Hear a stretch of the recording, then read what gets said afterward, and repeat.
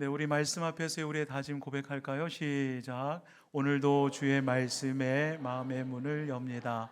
말씀하여 주옵소서. 듣고 깨닫고 말씀대로 살겠습니다. 아멘. 네, 우리 사랑이 뭡니까? 사랑. 사랑은 눈물의 씨앗입니까? 네. 사랑은 여러 정의를 내릴 수 있겠는데요. 저는 오늘 주제에 맞게끔 사랑을 이렇게 정의하고 싶습니다. 사랑은 함께 있어주는 것이다. 이게 사랑입니다. 요즘은 주례 없는 결혼식도 많아졌는데요. 예전 그 주례하시는 목사님들 또 주례하시는 선생님들 보면 꼭 빠지지 않는 이게 서약을 할 때 기쁠 때나 슬플 때나 즐거울 때나 어려울 때나 그리고 잘 나갈 때나 못 나갈 때나 그냥 비가 오나 눈이 오나 바람이 부나 팥뿌리가 되도까지 이렇게 함께 있어주는 거, 이게 사랑입니다. 그런 면에서 우리를 너무 사랑하신 예수님께서 귀한 약속의 말씀을 주셨어요. 너무나도 유명한 말씀인데 마태복음 28장 20절 하반절, 볼지어다 내가 세상 끝날까지 너희와 항상 함께 있으리라. 여기 항상이라고 하는 표현 가운데 아까 제가 쭉 이야기한 게 다 들어갈 거예요. 기쁠 때 나, 또 슬플 때도, 또 어려울 때에도, 즐거울 때에도, 힘겨울 때에도, 고난 가운데서도, 아픔이 있을 때에도, 또 좋은 날 때문에 우리가 웃게 될 때에도 항상이에요. 항상 우리 주님께서 우리와 함께 해주시겠다고 약속해 주셨습니다. 사람들은 사실 상황에 따라서, 또 여건에 따라서, 또 감정에 따라서, 조건에 따라서 좋았다가 나빴다가를 반복합니다. 다가왔다가 물러섰다가, 괜찮았다가 안 좋았다가, 그리고 이런 일들이 엄청 많이 일어나요. 사람들은 그래요. 그런데 우리 주님께서는 항상 우리와 함께 하신대요. 함께. 그러면 다시 한번 질문해 보게요. 왜 우리와 함께 하실까? 언제나 함께 하실까? 왜요? 우리를 사랑하시기 때문에 그렇죠. 사랑은 함께 있어주는 거니까요.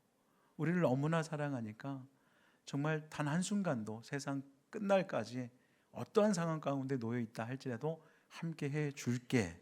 왜? 내가 사랑하니까. 우리 주님의 사랑은 쉽게 변하는 가변적 사랑이 아니에요. 상황이 좋으면 우리를 사랑하고 나쁘면 그냥 팽하고 팽한다 그러잖아요. 그냥 내치고 그런 하나님이 아니세요. 그냥 우리가 건강하고 왕성할 때는 하나님께서 우리와 함께 하시고 이렇게 노년부에 계시고 할 수 있는 게 별로 없고 기억력도 약해져 가고 또 여러 가지 할 수 있는 게 제한되어 있는, 그래서 우리 노년부 믿음의 성도님들 때로는 찾아주는 사람도 없고 연락해 주는 사람도 없고 그래서 외로울 수도 있지만 사람들은 그럴 수 있어요. 그런데 우리 하나님은, 우리 주님은 항상 함께 하십니다. 우리 전재성 권사님 이렇게 정말 와병 상태에서 침대에서 움직이지도 못하고 힘겨운 시간들을 보내셨을 텐데 사실 그 자리에도 우리 하나님은 함께 하셨어요. 또 이렇게 건강하게 나와 계신 이곳에도 우리 하나님은 함께 하시고요. 이 변하지 않는 신실하신 하나님의 그 사랑이 오늘 또 우리와 함께 하시는, 그 사랑으로 함께 하시는 그 하나님께서 오늘 에스겔서에서는 어떻게 표현하고 있냐면 여호와 삼마로 표현되고 있어요. 저는 오늘 말씀을 우리가 나누면서 여러분들 모두가 이 여호와 샴마의 의미를 정확하게 알고 또 여러분 입술로 고백되어지고 또 우리의 삶 속에서 구체적으로 이 여호와 샴마의 하나님을 경험할 수 있게 되기를 간절히 소망합니다. 오늘 김미리 집사님 읽어주신 말씀 에스겔서 마지막 장 48장이고요. 마지막 절 35절에 이 여호와 샴마라고 하는 이 이름이 나오거든요. 그래서 이 이름의 의미를 알려면 우리가 배경을 좀 잠시 설명해 드려야 합니다. 이스라엘 역사 가운데 가장 치욕스러운 해가 주전 예수님 탄생 전 586년이에요. 왜? 그해 이미 북이스라엘은 망했고 남유다도 완전히 폭삭 망했기 때문에 그렇습니다. 그런데 이 586년 전에 하나님께서는 계속 전쟁을 통해서 경고의 메시지를 주셨거든요. 그래서 바벨론 침공이 3번에 걸쳐서 침공에 들어오잖아요. 그래서 주전 605년에 1차 침공이 일어나고요. 그리고 2차 침공은 그로부터 8년 후 주전 597년에 2차 침공이 일어나는데 이때 거의 유다는 기울어진 상태였습니다. 이제 그 회생이 불가한, 회복이 불가능한 상태까지 완전 초토화되거든요. 그래서 그때 그 상황을 열왕기하 24장 14절 하반절은 이렇게 표현하고 있어요. 비천한 자 외에는 그 땅에 남은 자가 없었다는 거예요. 그러니까 왕족을 비롯해서 조금 잘나고 똑똑하고 가진 자들은 다 바벨론 포로로 끌려갔고 유다 땅에 남아있는 사람들은 누구밖에 없었어요? 비천한 자 외에 한 사람도 없었다는 거예요. 그런데 그 정말 소용돌이치는 이 암흑의 역사 가운데 이 에스겔도 2차 침공 때에 끌려가거든요. 강제 노역에 끌려갑니다. 그러면서 그가 바벨론 땅에 정착한 지 5년이 되던 때에 하나님의 말씀이 에스겔 선지자에게 임해요. 에스겔은 제사장 가문의 출신이었거든요.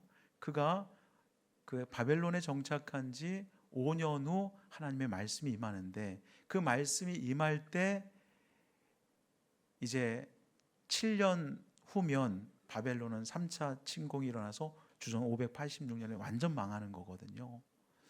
그러면 그러기 전에 하나님의 말씀을 바벨론 땅에서 받은 에스겔, 그리고 그 말씀을 이제 에스겔 선지자가 외치게 될 텐데 그 말씀을 받는 당시 유다 백성들의 형편이 어떠했을까? 절망이죠. 무슨 희망이 있겠어요? 낙심이죠. 좌절이죠. 지금 이방 나라에 끌려와서 그냥 시키는 일 하면서 그렇게 노역을 하고 있는 상황 속에서 고향에 돌아가고 싶지만 이미 2차 침공에 다 완전히 기울어진 상태고 돌아갈 수도 없는 상황. 이제 얼마 안 있으면 이제 남유다는 흔적도 없이 완전 망하게 되는 그러한 상황 속에서 무슨 희망이 있겠냐는 거예요.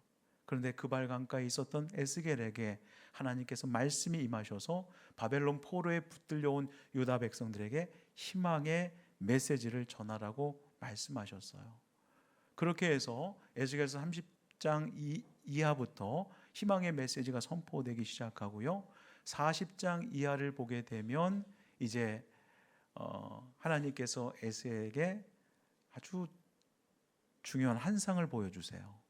그 환상은 다름이 아니라 예루살렘에 새 성전이 세워지는 환상을 주시거든요. 그리고 그 환상에서 이제 하나님께서 에스겔에게 그 이스라엘 전역을 보여주면서 그 땅을 지파별로 이렇게 분배해 주시는 환상을 그가 보게 됩니다. 마치 이스라엘 백성들이 애굽을 떠나서 광야를 지나 이제 요단강을 건너서 여호수아가 이끄는 그 대열이 가나안 땅에 도착했을 때 각 지파별로 땅을 분배했던 것처럼 그러한 모습을 에스겔에게 환상을 통해서 보여줬던 거예요. 그리고 이 환상의 하이라이트는 그 새로운 성전이 세워지는 그 중심부, 그 그 성읍이 하나가 등장하는데, 물론 그 성읍은 예루살렘 성읍입니다. 그런데 하나님께서 더 이상 예루살렘이라고 부르지 말고 새로운 이름을 주겠다 하시면서 주신 이름이 여호와 삼마예요. 그래서 오늘 본문 35절을 한번 보시죠.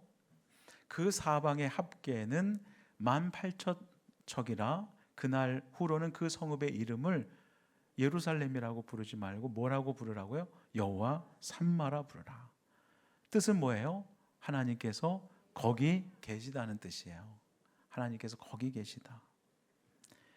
유다가 멸망해 가면서, 그리고 바벨론 포로로 붙잡혀온 상황 속에서 유다 백성들은 어떤 생각을 갖게 되었냐면, 하나님께서 우리를 버리셨다, 떠나셨다, 이렇게 생각을 하고 있었거든요. 사실 유다 백성들이 생각하고 있었던 것은 하나님은 성전에 계신 하나님이셨어요.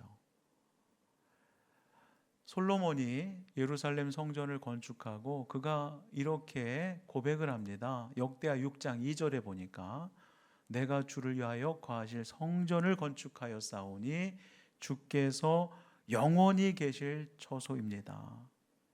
솔로몬 왕이 이 고백을 하니까 맞아, 하나님은 저 솔로몬이 세운 저 예루살렘 성전에 거하시지 라고 생각을 했었어요. 그런데 바벨론이 들어와서 그 성전까지 다 어떻게 한 거예요? 무너뜨린 거예요. 그러니까 하나님은 그 성전에 이제 안 계시죠. 그리고 우리를 떠났다라고 생각하고 있었던 상황 속에서 하나님께서 에스겔에게 환상을 보여주셨잖아요. 나 떠난 거 아니야, 나 거기 있어 라고 하는 의미로 여호와 삼마라고 하는 이름을 주셨다. 여러분들, 우리가 꼭 기억해야 될 게 뭐냐면, 예루살렘 성전이 있을 때에만 거기 계신 하나님이 아니시고, 유다 나라가 망했어요. 성전이 무너졌어요. 그러면 하나님 계실 곳이 없어서 그냥 어디를 떠돌아다니시는 분이신가? 그렇지 않다는 거야. 성전은 비록 무너졌어도 유다 백성들이 있는 어디에? 바로 바벨론에, 거기에도 계시다는 거예요. 무너진 성전이 있는 저 유다 땅에도 하나님께서 계시다는 거예요. 이것이 여호와 샴마의 의미가 갖는 아주 중요한 의미입니다. 여러분들, 오늘날 우리의 삶도 무엇입니까? 여호와 삼마죠. 왜? 우리의 삶 가운데 하나님이 안 계신 적이 없었거든요. 하나님은 언제나 우리의 삶 가운데도 함께 하셨어요. 그러니까 여호와 샴마가 맞죠.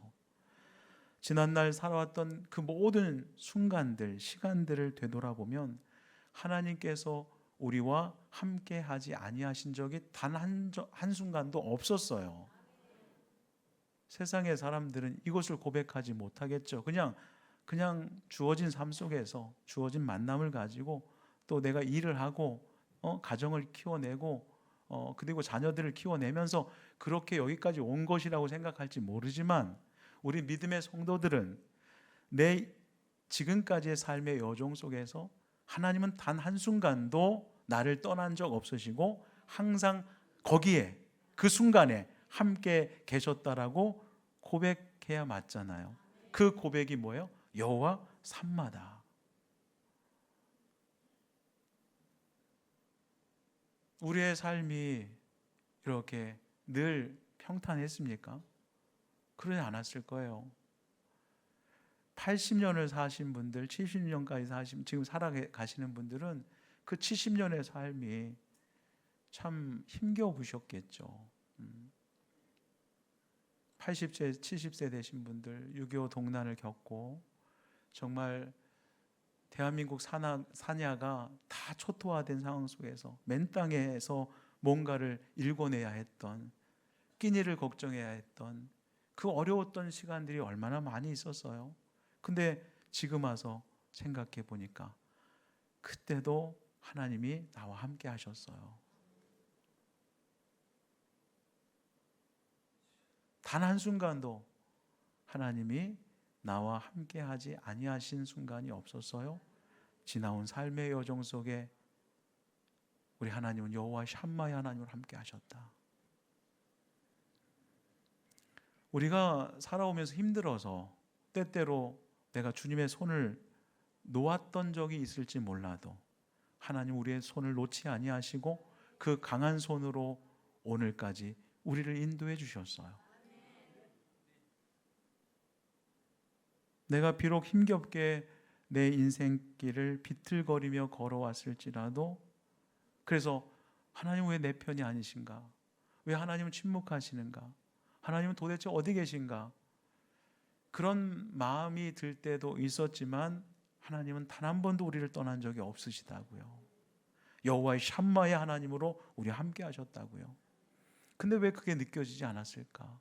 왜 나와 동행하시고 여호와의 샴마의 하나님으로 함께 하셨던 그 하나님을 내가 왜 볼 수 없었을까? 이유가 뭐라고 생각하세요? 누가복음 24장은요, 누가복음이 마지막 장이잖아요. 마지막 장에 이제 예수님께서 십자가에 못 박히시고 이제 제자들이 뿔뿔이 흩어지죠. 그 가운데 예수님의 12명의 제자들 가운데 속한 제자는 아니었지만 이 글로바라고 하는 제자와 무명의 제자가 예수님 이제 돌아가셨으니까 이제 희망이 없으니까 이제 낙향하죠. 고향으로 내려갑니다. 그래서 엠마오로 이렇게 절망 가운데 슬픔 가운데 내려가고 있는데 한 사람이 따라 붙는 거예요. 그래가지고 묻기도 하고 대답하기도 하고 또 이해가 되지 않는 부분을 풀어주기도 하고. 그분이 누구셨어요? 부활하신 예수님이시잖아요. 그런데 글로벌을 비롯한 이 무명의 한 제자는 예수님인 걸 압니까? 몰라요. 계속 세 명이 걷는 거예요. 걸어가다가 해가 뉘어뉘어지고 어느 집에 가서 식탁 교제를 나누는 그 순간에 비로소 눈이 떠져서 알게 되죠. 아, 부활하신 주님이시구나. 근데 주위를 보니까 그 주님이 계세요? 없으셔. 사라지셨어요. 그러나 이미 부활하신 주님을 만났고, 그래서 다시금 예루살렘으로 가서 제자들을 만나 내가 부활하신 주님을 만났다고 증언하지 않습니까? 그러면 왜 이 두 명의 제자가 부활하신 주님과 함께 걸어가고 있는데도 왜 주님이신 걸 몰랐을까? 누가복음 24장 16절에서 그 이유를 이렇게 이야기합니다. 그들의 눈이 가리워져서 그인 줄 알아보지 못했다. 슬픔이 눈을 가려버린 거예요. 절망이 눈을 가려버린 거예요. 그래서 함께 하시는 주님을 보지 못하게 했던 거예요. 사실 우리의 인생 가운데 앞서 이야기했잖아요. 여호와 샴마의 하나님은 단 한순간도 우리를 떠난 적이 없으세요. 우리가 떠나면 떠났지 하나님은 단 한순간도 떠난 적이 없어요. 그런데 왜 그 하나님을 내가 그 순간에 느낄 수가 없었을까? 왜 그 순간에 나를 도우시고 나와 함께 하시고 나를 인도하시는 그 하나님의 손길을 왜 내가 보지 못했을까? 마찬가지죠. 절망이, 슬픔이, 좌절이, 낙심이 그 부활하신 주님을 보지 못하게 한 거예요. 때때로 우리의 어떤 세상의 성공이라고 하는 목표가 세상적인 욕망과 욕심이 부활하신 주님을, 나와 함께 하시는 그 주님을 보지 못하게 하는 것이죠. 감리교의 창시자였던 존 웨슬리 목사님께서 1791년 3월 2일 새벽 6시에 이제 하나님의 부르심을 받게 되는데요. 부르심 직전에 한 열흘 전에 이분이 강단에서 설교를 하시게 되는데 너무나 기력이 없어서 정말 어떻게 메시지를 전하고 내려왔는지도 모를 정도로 그렇게 힘이 기력이 쫙 빠진 거예요.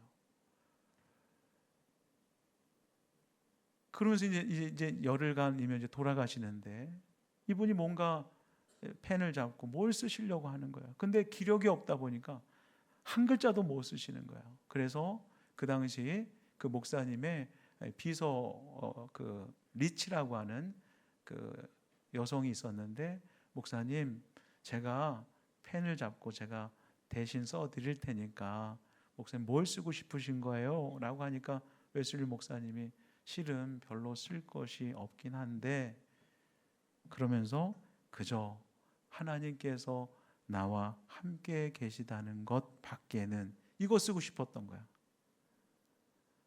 아니, 돌아가시기 얼마 안 남기고 기록도 없고 펜을 잡고 한 글자도 못 쓰시는 상황 속에서 주님은 나와 함께 하십니다, 이 고백을 쓰고 싶으셨던 거예요.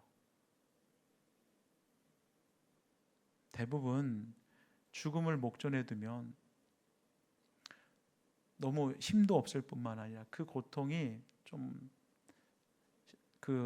지금까지 겪어보지 못했던 심한 고통이 있기 때문에 다른 생각 안 납니다. 그냥 천국 가고 싶고 빨리 그냥 끝냈으면 좋고 이런 생각인데, 존 웨슬리 목사님은 나와 함께 하신 주님을 쓰고 싶었던 거예요. 나와 함께 하신 주님. 정말 설교가로서 정말 영적으로 죽어가는 많은 사람들을 깨우고 그 강단에서 정말 사자후가 되어 외쳤던 그 목사님, 그 자리에만 하나님께서 함께 하셨던 것이 아니라 힘이 다 빠지고 기록도 없이 정말 죽음을 목전에 두고 있는 그 자리 가운데서도 하나님은 웨슬리 목사님과 함께 하셨던 거죠. 여호와의 샴마가 거기에 함께 하셨던 거예요. 그래서 이제 임종이 가까웠다는 그 사실을 알고서 주변의 지인들이 모이기 시작했습니다. 그분들을 바라보면서 웨슬리 목사님께서 빙그레 웃으시면서 하셨던 말씀이 있어요. 우리에게 있어서 제일 좋은 게 뭔지 아세요? 묻고 대답하기를 하나님께서 우리와 함께 하신다는 사실입니다. 우리에게 있어서 가장 좋은 게 뭔지 아세요?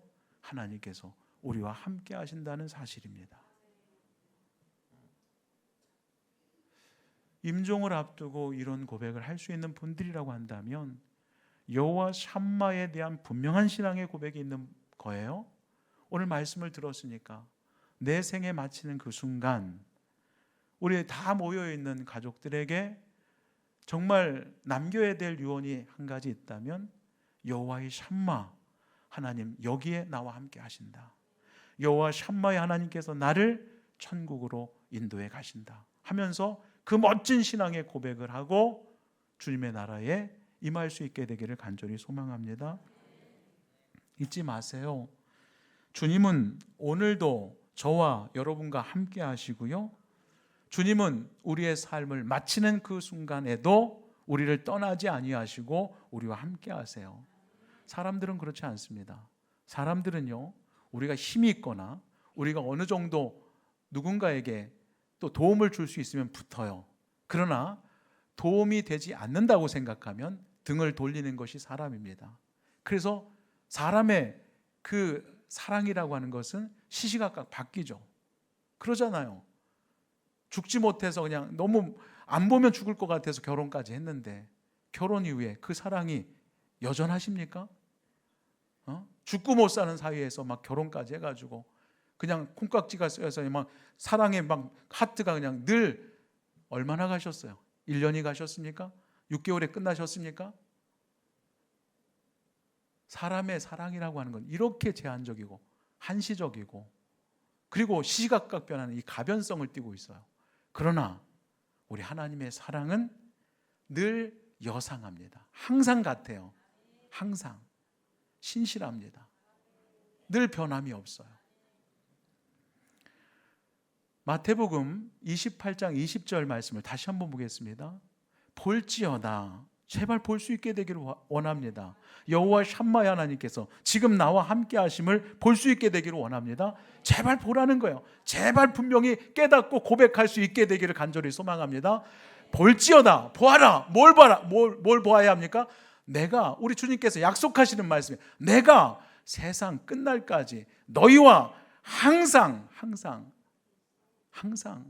젊었을 때나 늙어서 기력이 없을 때에도 항상 함께 있을게. 이게 얼마나 우리에게 위로가 되고 힘이 되는지 몰라요. 지난날 예루살렘 솔로몬이 만든 예루살렘 성전에도 우리 하나님 함께 하셨죠. 거기 계셨죠. 그러나 성전이 무너진 그곳에 하나님께서 또 함께 하셨고, 에스겔 선지자가 환상을 보며 이제 더 이상 예루살렘이라고 부르지 말고 여호와 샴마라고 말씀을 주셨던 그 약속하신 그 하나님은 오늘 저와 여러분의 삶 가운데 함께하고 계시다는 거예요. 그러므로 우리의 삶이 여호와 샴마죠. 우리의 삶이, 우리의 모든 삶의 영역이 여호와 샴마죠. 왜? 거기 계시거든요.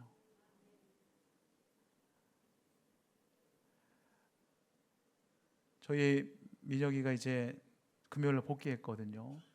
그럼 이제 조금 교육받다가 GOP 넘어 GP로 들어가죠. 예배도 드릴 수 없대요. 거기는 목사님들이 들어올 수도 없고 핸드폰도 가져갈 수 없대요. 그러면서 이제 경계 근무를 쓰니까 어떤 친구들은 그냥 계속 근무 쓰고 정찰하고 하니까 거기 한번 2개월 들어갔다 나오면 10kg가 빠지고 그렇기도 한대요. 그래서 그냥 거기 있는 책들을 보고 막 그렇게 한다는 거예요. 그렇게 보내자면 시간을 보낼 수가 없다는 거예요. 근데 저는 믿음이 있습니다. 여기 계신 여호와 샴마의 하나님은 GP에 있는 민혁이 그 자리에도 하나님 함께 하신다고 하는 믿음이 있어요.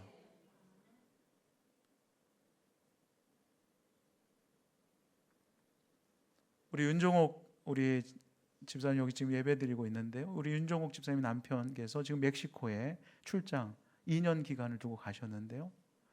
여기서 우리가 여호와의 샴마의 하나님을 고백하는데 멕시코에도 여호와의 샴마의 하나님은 계십니다. 시공간을 초월하여 함께 계시는 우리 하나님, 우리가 예배드리는 이 자리 당연히 우리와 함께 계시는 여호와의 샴마의 하나님이시죠. 우리의 가정, 우리의 가정입니다. 우리가 있는 자리는 언제나 하나님께서 거기 함께 하시니 우리의 가정이 여호와의 샴마입니다. 또한 우리의 교회, 당연히 우리가 교회를 섬기고 있으니 하나님께서 여기 계시죠. 여호와 샴마의 하나님이십니다. 우리의 직장, 우리의 직장입니다. 내가 다니는 직장입니다. 나와 함께 하신다고 약속해 주셨으니 내가 있는 그 직장 여호와 샴마입니다. 친구들과 만나서 커피숍에서 또 카페에서 차를 마시는 그 자리 내가 있습니다. 거기에 누가 함께 하십니까? 여호와 샴마의 하나님 함께 하시죠. 자동차를 운전해 갑니다. 자동차 안에 나 혼자밖에 없어요. 나오는 복음성가를 틀어놓고 찬양을 합니다. 운전대를 붙잡고 하나님 앞에 기도합니다. 하나님은 성전에만 계신데? 아니요. 내가 운전하고 있는 그 공간 가운데 함께 하시는 여호와 샴마의 하나님. 여호와의 샴마의 하나님은 안 계신 곳이 없어요. 우리가 가는 어느 곳이나 하나님은 함께 하세요. 하나님의 임재가 있는 그곳 여호와 샴마, 우리가 발 딛고 있는 그 모든 영역에 하나님께서 함께 하세요. 이 여호와 샴마의 하나님을 우리가 분명히 알고 고백하며 우리의 삶 속에서 그 하나님을 의지하며 우리 모두가 승리하시기를 간절히 소망합니다. 기도하겠습니다. 하나님 아버지, 인생에는 우여곡절이 있습니다. 인생에는 생로병사의 여러 가지 사건들이 일어납니다. 기쁠 때도 있지만 슬플 때도 있는 것이 우리의 인생이고, 어려울 때도 있지만 평안할 때도 있는 것이 우리의 인생입니다. 때때로 평안할 때는 우리 하나님께서 함께 하신 것 같고, 우리가 또 어려움 당했을 때는 하나님이 안 계신 것 같지만, 그러나 우리의 상황과 여건과 형편에 상관없이 하나님은 언제나 항상 거기에 우리와 함께 하셨습니다. 여호와 샴마의 하나님으로 인하여 우리가 위로받게 하시고, 하나님의 여호와 샴마의 하나님으로 인하여 또한 우리가 새 힘을 공급받게 하여 주시고, 여호와 샴마의 하나님으로 인하여 죄와 멀어지는 구별된 성도의 삶을 계속해서 살아갈 수 있도록 인도해 주옵소서. 세상의 사람들이 나를 등지고 또 내가 있는 것이 없어서 다 떠나간다 할지라도 여호와 샴마의 하나님은 나와 언제나 함께 하심을 믿고 그 하나님을 의지하며 한 걸음 한 걸음 하나님 계신 그 천국을 향하여 뚜벅뚜벅 믿음의 길을 우리가 걸어가 최후의 승리자들이 되게 하옵소서. 예수님의 이름으로 기도하옵나이다. 아멘.